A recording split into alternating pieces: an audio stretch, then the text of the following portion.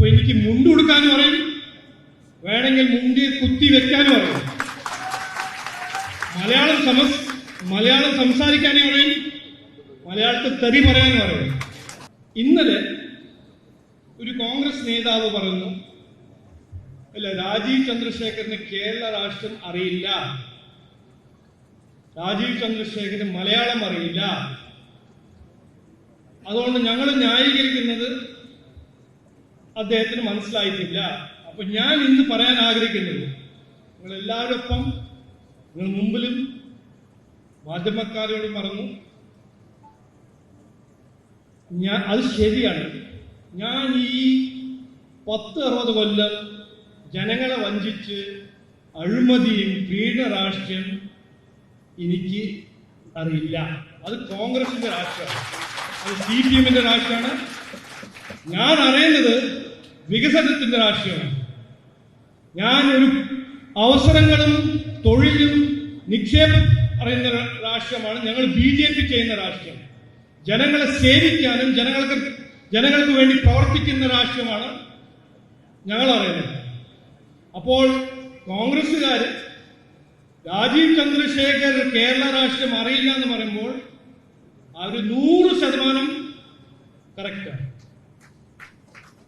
അതെനിക്ക് പഠിക്കാൻ ഒരു ആഗ്രഹമില്ല.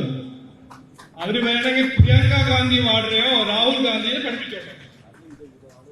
പിന്നെ പറഞ്ഞത് എനിക്ക് മലയാളം അറിയില്ല. ഞാന് തൃശ്ശൂരിൽ വളർന്ന് പഠിച്ച ഒരു ആളാണ്.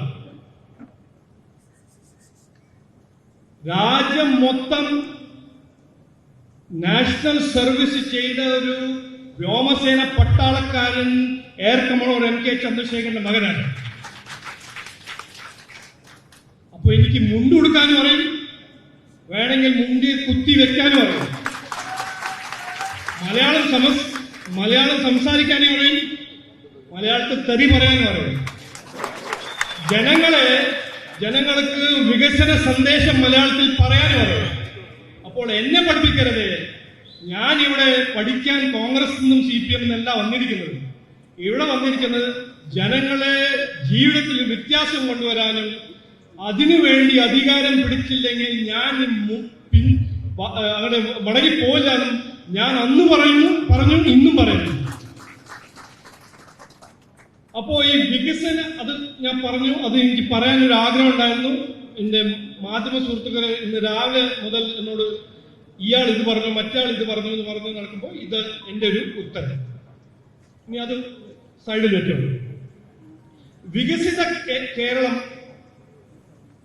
എല്ലാവരുടെ ഒപ്പം എല്ലാവർക്കും വേണ്ടി പാർട്ടി പറയുമ്പോൾ ഇതൊരു മുദ്രാവാക്യമല്ല, ഇതൊരു സ്ലോഗനല്ല, ഇതൊരു വാഗ്ദാനം കൊടുത്ത് ഓടിപ്പോകുന്ന കോൺഗ്രസും CPM-കാരുടെ ഒരു മുദ്രാവാക്യമല്ല. ഇത് പാർട്ടിയുടെ ഒരു ദൗത്യമാണ്.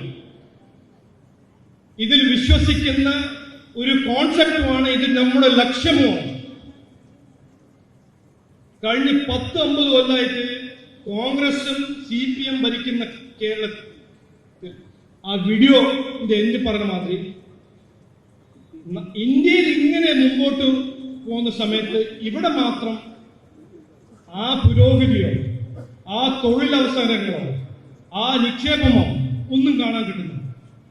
അതുകൊണ്ട് ഇത് ഒരു മുദ്രാവാക്യമല്ല, ഇത് പാർട്ടിന്റെ ഒരു ദൗത്യമാണ്. എല്ലാ പ്രവർത്തകരെ ഒരു ഡ്യൂട്ടിയാണ്. ഞങ്ങൾ ചെയ്യാൻ പോകുന്ന പ്രവർത്തകരെല്ലാം ചെയ്യാൻ പോകുന്ന പണികളുടെ ഒരു റിസൾട്ടായിട്ട് മാറും ഇനി വരുന്ന ഇലക്ഷനിൽ.